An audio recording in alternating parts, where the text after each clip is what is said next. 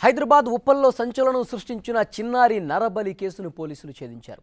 ఫిబ్రవరి 1న చిలుకానగర్లో జరిగిన ఈ సంఘటనలో ఇంటి ఓనరే నిందితుడని పోలీసులు తేల్చారు. ఈ మేరకు రాచకొండ సిపి మహేష్ భగవత్ వివరాలు తెలిపారు. కేరుకొండ రాజశేఖర్ తనకు తన భార్యకు అనారోగ్యంగా ఉండటంతో భూత వైద్యులను ఆశ్రయించారు. భూత వైద్యుల సూచనలతో 3 నెలలున్న వయసున్నటువంటి చిన్నారిని బలిచ్చినట్టు పోలీసుల ఇన్వెస్టిగేషన్లో తేలింది.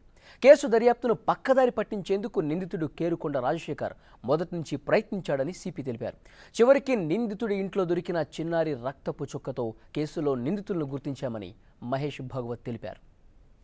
కేసులో ముందుగా మన డయల్ 100 నుంచి ఉప్పల్ పోలీస్ స్టేషన్లో కాల్ వచ్చిన తర్వాత మా ఉప్పల్ పోలీస్ సిబ్బంది patrol team ASI Mallesh and other people they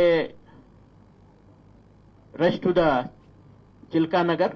టెరెస్లో ఈ హెడ్ దొరికినాయి కాబట్టి ముందుగా ఆయనతో మన కంప్లైంట్ తీసుకోవడం జరిగింది. నాకు ఏం తెలీదు, నేను క్యాబ్ డ్రైవర్. తర్వాత నాకు అపెండిసైటిస్ ఆపరేషన్ అయింది, నా ఆరోగ్యం బాగాలేదు. ఇది ముందు నుంచి ఈయనది మాట. ఈయన నేబర్లో ఉన్న అందరికీ మన ఎంక్వైరీ 1 by 1 స్టార్ట్ చేశాం. చెన్ను సింగ్ అండ్ బబ్లు వాళ్ళని డిఎన్ఏ ఫింగర్ ప్రింట్ కోసం ఫోరెన్సిక్ సైన్స్ ల్యాబ్కి పంపడం జరిగినాయి.